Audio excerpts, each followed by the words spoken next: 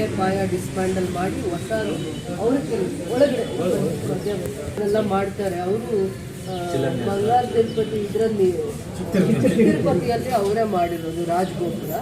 ಆಮೇಲೆ ತಿರುಪತಿಯಲ್ಲೂ ಕೂಡ ಶೃಂಗೇರಿಯಲ್ಲಿ ಎಲ್ಲೆಲ್ಲೋ ಅವರು ದೇವ್ರದ್ದೇ ಕೆಲಸ ಮಾಡೋ ಅಂತ ಇವಾಗ ಕೆಲಸ ಮಾಡ್ಕೊಂಡು ಬರೋದು ಅನುಭವ ಇದೆ. ಟೆಂಡರ್ ಆಗಿದೆ, ಟೆಂಡರ್ ಪ್ರೋಸೆಸ್ ಶುರು ಆಗಿದೆ. ಶಾರ್ಟ್ ಟೆಂಡರ್ ಆಗುತ್ತೆ, 10 ದಿನದಲ್ಲಿ ಅದರ ಪ್ರೋಸೆಸ್ ಎಲ್ಲ ಮುಗಿಯುತ್ತೆ. ಆದರೆ ಇಂಥ ವಿಶಿಷ್ಟವಾಗಿರುವಂಥ ದಿನ ಮಾಘ ಮಾಸ, ಉತ್ತರಾಯಣ ಪುಣ್ಯಕಾಲ, ಶುಕ್ಲ ಪಕ್ಷ, ವೃದ್ಧಿ ಚಂದ್ರ, ಇಂಥ ದಿನ ಸಿಗಲ್ಲ ಅಂತ ಅಂದ್ಬಿಟ್ಟು ಇವರು ಡೇಟ್ಸ್ ಎಲ್ಲ ಕೊಟ್ಟಿದ್ದಕ್ಕೋಸ್ಕರ ಈ ದಿನ ನಾವು ಅಂದ್ಕೊಂಡಿದ್ವಿ, ಸಂಕಲ್ಪ ಮಾಡಿದ್ವಿ. ಅವ್ರು ಹೇಳ್ತಾರೆ ಶಂಕುಸ್ಥಾಪನೆ ಮಾಡೋದು ಕೂಡ ತುಂಬ ವಿಶೇಷವಾಗಿ ಮಾಡಬೇಕಾಗುತ್ತೆ, ಹೋಮ ಎಲ್ಲ ಮಾಡಿ. ಆವಾಗ ಕೂಡ ಅದು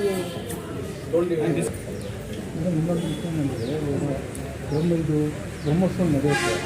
ಅದಾದಮೇಲೆ ಗಮನಕ್ಕೆ ಮಾತ್ರ ಮುಂಚೆನೇ ಮಾಡ್ತಾರೆ. ಮಾದಾರ ಲೆವೆಲ್ ಮಾಡ್ಕೊಳ್ಳೋಣ ಅಂತ ಹೇಳ್ತಾರೆ. మాదార చేయలేదు.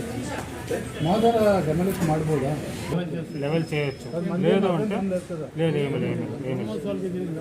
లేదు. అది అవుతుంది, లెవెల్ ఆಗುತ್ತೆ ಅನ್ನೋ లెవెల్ అయ్యేట్లుగా ఉంటే చేయొచ్చు, లేదు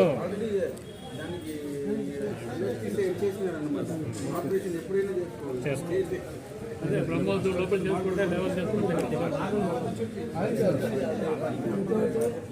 ಬ್ರಹ್ಮೋತ್ಸವ ಮುಗಿಯೋವರೆಗೂ ಇದೇ ಎಂಟ್ರಿ, ಇದೇ ರಾಜದ್ವಾರದಲ್ಲೇ ದೇವ್ರ ಬ್ರಹ್ಮೋತ್ಸವ ಎಲ್ಲ ಹೀಗೆ ಇದು ಮಟ್ಟ ಆದ್ರೂ ಕೂಡ ಲೆವೆಲ್ ಮಾಡಿದ್ರು ಕೂಡ ಸೇಮ್ ದೇವ್ರು ಹೋಗೋದು ಬರೋದೆಲ್ಲ ಹಿಂಗೆ ಇರುತ್ತೆ. ಲೆವೆಲ್ ಮಾಡ್ಕೊಳ್ಳೋಣ ಅಂತ ಹೇಳ್ತಾರೆ. ಇದೇ ಎಂಟ್ರೆನ್ಸ್ ಬ್ರಹ್ಮೋತ್ಸವದ್ದು, ಇದೇ ಎಂಟ್ರೆನ್ಸ್ ಅಲ್ಲೇ.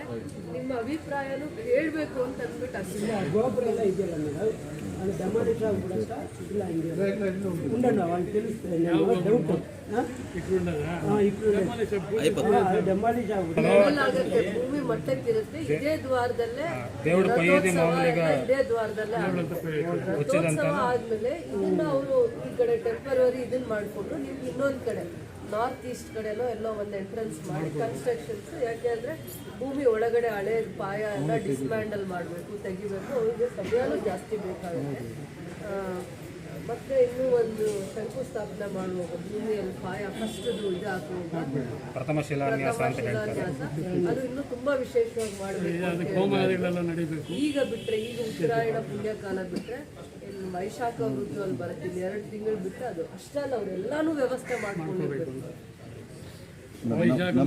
ಕ್ರೇನ್ ಎಲ್ಲ ಬಂದು ಕೆಲಸ ಮಾಡುವಂತ ಅಷ್ಟರಲ್ಲಿ ರಥೋತ್ಸವ ಮುಗ್ದಿರುತ್ತೆ. ಕ್ರೇನ್ ಒಳಗಡೆ ಬಂದು ಕೆಲಸ ಮಾಡುವಷ್ಟರಲ್ಲಿ ನಿಮ್ಮನ್ನು ಕೇಳಿ ನಾರ್ತ್ ಡೋರ್ ಇರಲಿಲ್ಲ, ಈಸ್ಟ್ ನಾರ್ತ್ ಕಡೆ ಡೋರ್ ಇರಲಿಲ್ಲ. ಒಂದು ದೇವರಿಗೆ ದರ್ಶನಕ್ಕೆ ತೊಂದರೆ ಆಗದೆ ಇರೋರಿಗೆ ಟೆಂಪರರಿ ಇವರು ಒಂದು ಶೀಟಲ್ಲಿ ಕನ್ಸ್ಟ್ರಕ್ಷನ್ ಟೈಮಲ್ಲಿ ಏನು ಮಾಡ್ಕೋತಾರೆ ಆ ಥರ ಆಮೇಲೆ ಮಾಡ್ಕೊಳ್ಳೋದು. ಯಾವಾಗ ರಥೋತ್ಸವ ಮುಗಿದ್ಮೇಲೆ ಪೂಜೆ ಆಗಿರೋದ್ರಿಂದ ಇದು ಏನಿದೆ ಅದನ್ನ ಸ್ವಲ್ಪ ಇನ್ನೂ ವೈಡನ್ ಆಗಿ ಕ್ಲಿಯರ್ ಮಾಡಿ ಇಟ್ಟಿರ್ತಾರೆ. ಲೆವೆಲ್, ಭೂಮಿ ಲೆವೆಲ್ ಒಳಗಡೆ ಪಾಯ ಎಲ್ಲ ಟಚ್ ಮಾಡೋದು ರಥೋತ್ಸವ ಆದ್ಮೇಲೆ.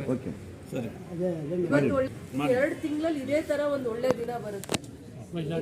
ವೈಶಾಖ ಮಾಸದಲ್ಲಿ ತುಂಬಾ ಒಳ್ಳೆ ದಿನ ಇದೇ ತರ ಬರುತ್ತೆ. ಆ ಟೈಮ್ಗೆ ಪ್ರಥಮ ಶಿಲಾನ್ಯಾಸ ಆಗ್ಬೇಕು ಅಂತಂದ್ರೆ ಅವರು ಎಲ್ಲ ಕೆಲಸ ಮಾಡ್ಕೊಳ್ಬೇಕಾಗತ್ತೆ. ಬೇಡ ನಿಮ್ಗೆ, ಯಾಕಂದ್ರೆ ನಾವ್ ಹೆಜ್ಜೆಗೂ ನಿಮ್ಗೆ ಇದನ್ನ ಕ್ಲಾರಿಫೈ ಮಾಡ್ಬೇಕು. ಇದು 4,99,00,000 ರಾಜಗೋಪುರ ಆಗ್ತಾ ಇರೋದು. ಸ್ಥಪತಿ ಅವರು ದೇವ್ರ ಕೆಲಸ ಭಾಳ ಕಡೆ ಮಾಡ್ಕೊಂಡು ಬಂದಿದ್ದಾರೆ. ಅವ್ರ ಹತ್ರ ನೀವು ಕುತ್ಕೊಳ್ಳಿ, ಅವ್ರನ್ನ ನೋಡ್ಲಿ ನಿಮ್ಮ ಕಣ್ಣಲ್ಲಿ ಅಂತ ಅಂದ್ಬಿಟ್ಟು ಸರ್ಕಾರ ಅಡ್ಮಿನಿಸ್ಟ್ರೇಟರ್ ಅಪ್ರೂವಲ್ ಕೊಟ್ಟಿದೆ. ಟೆಂಡರ್ ಪ್ರಕ್ರಿಯೆ PWD ಇಲಾಖೆಯಿಂದ ಆಗಿದೆ. ಕೆಲಸ ಇಷ್ಟೆಲ್ಲ ಆದಮೇಲೆ ಒಂದು ಒಳ್ಳೆ ಗಳಿಗೆಯಲ್ಲಿ ಏನೇನು ದೇವ್ರ ಕಾರ್ಯ ಇದೆ ಆಗಲಿ. ಮತ್ತು ಭಾಳ ವರ್ಷಗಳಿಂದ ದೇವರ ಸೇವೆ ಮಾಡ್ಕೊಂಡು ಬರ್ತಾ ಇರೋರು ನೀವೆಲ್ಲರೂ ನಿಮ್ಮ ಗಮನಕ್ಕೂ ಎಲ್ಲ ವಿಚಾರ ತರಬೇಕು ಅನ್ನೋದಷ್ಟೇ ನಮ್ಮ ಅಭಿಪ್ರಾಯ. PWD ಇಲಾಖೆ ಕೆಲಸನ ಮಾನಿಟ್ರ್ ಮಾಡುತ್ತೆ. ಸ್ಥಪತಿಗಳು ಎಲ್ಲೆಲ್ಲಿ ದೇವಸ್ಥಾನಗಳು ಮಾಡ್ಕೊಂಡಿದ್ದಾರೆ ಈ ಭಾಗದಲ್ಲೇ ಎಲ್ಲ ಕಡೆ ಮಾಡಿದ್ದಾರೆ. ಅವರು ಇದೆಲ್ಲ ಯಾವ ಲಗ್ನದಲ್ಲಿ ಮಾಡಬೇಕು, ದೇವರಿಗೆ ಯಾವ ದಿನ ಮಾಡಬೇಕು, ಯಾವ ಋತುವಲ್ಲಿ ಮಾಡಬೇಕು ಅಂಥದ್ದೆಲ್ಲನೂ ಕೂಡ ಅವರ ಆಲೋಚನೆಗಳು. ತಿರುಪತಿಯಲ್ಲೂ ಕೂಡ ಇವನ್ನೆಲ್ಲ ಕೇಳಿ ನಾವು ಮಾಡ್ತೇವೆ. ಇವರು ಒಂದು ಕಡೆ, ತಿರುಪತಿಯಲ್ಲಿ ಒಂದು ಕಡೆ, ಸ್ಥಪತಿಯವ್ರಿಗೂ ಅನುಭವದ ಮೇಲೆ ಇಷ್ಟೆಲ್ಲ ಮಾಡ್ತಾ ಇದ್ದಕ್ಕೂ ನಿಮ್ಮನ್ನು ಕರೆಸಿ ಅವ್ರ ಗಮನಕ್ಕೂ ತನ್ನಿ. ಯಾಕಂದರೆ ಅವ್ರದ್ದು ಒಂದು ಮನಸ್ಸಲ್ಲಿತ್ತು 20-30 ವರ್ಷದಿಂದ 100 ವರ್ಷಗಳ ದೇವಸ್ಥಾನ ಇದು, ಮಹಾರಾಜರ ಕಾಲದಲ್ಲಿ 99ನೇ ವರ್ಷ 99 ಅದೇ ರಾಜಗೋಪುರ ಮಾಡಬೇಕು ಅಂತ ಸಂಕಲ್ಪ ಮಾಡ್ತಾನೆ ಇದ್ದಾರೆ. ಆದರೆ ಇವತ್ತಿಗೆ ಅದು ಕಾರ್ಯರೂಪಕ್ಕೆ ಬರೋ ಅಂತ ಸಂದರ್ಭದಲ್ಲಿ ನಿಮ್ಮೆಲ್ಲರ ಗಮನಕ್ಕೆ ತಂದು ಮಾಡಬೇಕು ಅನ್ನೋಂಥದ್ದು ಒಂದು ಒಳ್ಳೆ ಮನಸ್ಸು, ಇಚ್ಛೆ ಅಷ್ಟೇ. ಆಯ್ತು, ಸಂತೋಷ. ನಮ್ಗೆ ಇವಾಗ ನಿಮ್ಮ ಕೈಯಲ್ಲಿ ಇದಾಗ್ತದೆ, ನಮ್ಗೆ ಇದಿರುತ್ತೆ. ಮೆಟೀರಿಯಲ್ ಒಳಗಡೆ ಏನೂ ಇಲ್ಲ.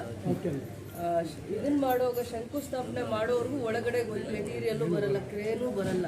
ಬ್ರಹ್ಮ ರಥೋತ್ಸವ ಮುಗಿಯೋ ಅಷ್ಟರಲ್ಲಿ ಒಂದು ವಾರ ಸ್ವಲ್ಪ ಅಗಲ ಮಾಡ್ಕೊಂಡಿರ್ತಾರೆ. ಪಾಯ ಕೂಡ ಈಗ ಟಚ್ ಮಾಡಲ್ಲ, ಭೂಮಿ ಲೆವೆಲ್ಗೆ ತೆಗ್ದಿರ್ತಾರೆ. ಯಾಕಂದ್ರೆ ಅದಕ್ಕೆ ಪೂಜೆ ಮಾಡಿರೋದು 10 ದಿನದಲ್ಲೋ 12 ದಿನದಲ್ಲಿ ಅದನ್ನು ಅವರು ಮಾಡ್ಕೊಳ್ತಾರೆ. ಇವ್ರು ಮಾನಿಟರ್ ಮಾಡ್ತಾರೆ. ಇಲ್ಲಿ ಯಾರು ಅಧಿಕಾರಿಗಳಿರ್ತಾರೆ PWD ಅವರು ಅವ್ರು ಮಾನಿಟರ್ ಮಾಡ್ತಾರೆ. ಅದಾದಮೇಲೆ ನಮ್ಗೆ ಯಾವಾಗಲೂ ಏನು ವರ್ಷ ರಥೋತ್ಸವ ಆಗ್ತಾ ಇತ್ತು, 12 ದಿನ 13 ದಿನ ಅವ್ರು ಏನೂ ತೊಂದರೆ ಕೊಡಲ್ಲ.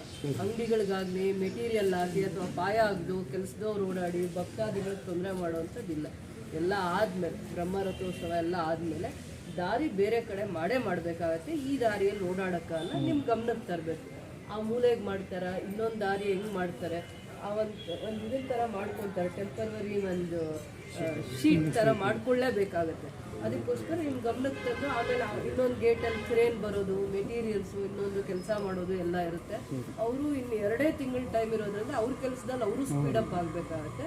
ನಿಮ್ಮ ದೇವ್ರ ಸೇವೆ ಮಾಡುವಂಥ ಸಂದರ್ಭದಲ್ಲಿ ಎಲ್ಲರೂ ಅವ್ರವ್ರ ಸೇವೆ ಮಾಡುವಂಥ ಸಂದರ್ಭದಲ್ಲಿ ಏನೇ ಒಂದು ಅಡೆತಡೆ ಆಗದೆ ಇರೋಂಗೆ ಇಲಾಖೆಯವರು ಮತ್ತು ಇಒ ಅವರು, ದೇವಸ್ಥಾನದವರು ಮತ್ತು ಸ್ಥಪತಿಯವರು ನಿಮ್ಮೆಲ್ಲರೂ ಮುಂದೆ ಹೇಳಿ ಅವ್ರ ಕೆಲಸ ಶುರು ಮಾಡಿ. ರಾಜಗೋಪುರ ಒಂದು ಕಡೆ ಬರುತ್ತೆ. ಕ್ಷೇತ್ರದಲ್ಲಿ ಭಕ್ತಾದಿಗಳು, ಧರ್ಮದರ್ಶಿಗಳು ದೇವ್ರ ಸೇವೆ ನಿರಂತರವಾಗಿ ದೇವ್ರ ಸೇವೆ ಮಾಡ್ಕೊಂಡು ಬರ್ತಾ ಇದ್ದಂಥವರ ಸಂಕಲ್ಪ ಆಗಿತ್ತು. ಆ ಸಂಕಲ್ಪನ ಈಡೇರಿಸುವಂಥ ಪ್ರಯತ್ನದಲ್ಲಿ ನಮ್ಮ ಸರ್ಕಾರ ನಮ್ಮ ಜೊತೆ ನಿಂತಿದೆ. ನನ್ನ ಕ್ಷೇತ್ರದಲ್ಲಿ ಎಲ್ಲ ವಿಚಾರದಲ್ಲೂ ಸಹಕಾರ ಮಾಡ್ತೀನಿ. ಇದೊಂದು ನನಗೆ ಪುಣ್ಯದ ಕೆಲಸ ಅಂದ್ಕೊಂಡು ನಿಮ್ಮೆಲ್ಲರ ಆಶೀರ್ವಾದ. ಅದು ಫಸ್ಟಲ್ಲಿ ನಾವು 3 ಕೋಟಿಯಲ್ಲಿ ಮಾಡೋಣ ಅಂದ್ಕೊಂಡ್ರೆ, ಆಮೇಲೆ ಅದು 5 ಕೋಟಿ ಹತ್ತಿರ. 5 ಕೋಟಿ ಅನ್ನೋದಕ್ಕಿಂತ 4,99,00,000ದಲ್ಲಿ ಅನುದಾನದಲ್ಲಿ ಇದನ್ನು ಮಾಡುವಂಥದಕ್ಕೆ ಸರ್ಕಾರದಿಂದ ನಮ್ಗೆ ಅನುಮೋದನೆ, ಅಡ್ಮಿನಿಸ್ಟ್ರೇಟಿವ್ ಅಪ್ರೂವಲ್ ಕೂಡ ಸಿಕ್ಕಿದೆ. ಟೆಂಡರ್ ಪ್ರಕ್ರಿಯೆ ನಡೆದಿದೆ. ಒಂದು ಕಡೆನೇ ರಾಜಗೋಪುರ ಇರುತ್ತೆ. ಈ ಕ್ಷೇತ್ರದಲ್ಲಿ ಶ್ರೀ ಕ್ಷೇತ್ರ ಅಂತ ಇರುವಂಥ ಜಾಗದಲ್ಲಿ 4 ಕಡೆ ಮಾಡಬೇಕಾಗುತ್ತೆ. 4 ಕಡೆ ಒಂದು ಕಡೆ ಸಂಕಲ್ಪ ಮಾಡಿದ್ವಿ, ಒಂದು ಕಡೆ ಆಗಲಿ. ಅದಾದಮೇಲೆ ದೇವ್ರ ಇಚ್ಛೆ ಏನಿದೆ ಆ ಥರನೂ ಆಗಲಿ. ನಮಗೂ ಗೊತ್ತಿಲ್ಲ ದೇವ್ರ ಇಚ್ಛೆ ಹೆಂಗಿದ್ರೆ ಅಲ್ಲಿ ದೇವ್ರ ಸೇವೆ ಮಾಡಿಸ್ಕೊಳ್ಳುವಂಥವ್ರು, ಯಾರಿಗೆ ಶಕ್ತಿ ಕೊಟ್ಟು ಯಾರ ಮನಸ್ಸಲ್ಲಿ ಏನು ಅನಿಸ್ತಾರೋ ದೇವರು ಅದನ್ನು ನೆರವೇರಿಸ್ಕೊಳ್ತಾರೆ. ದೇವರೇ ನೆರವೇರಿಸ್ಕೊಳ್ತಾರೆ.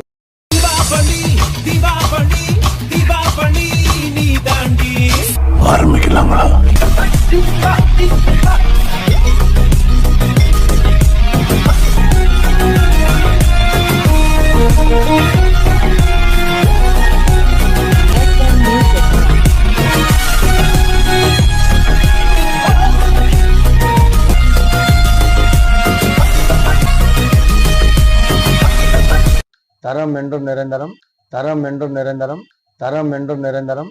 வாங்க.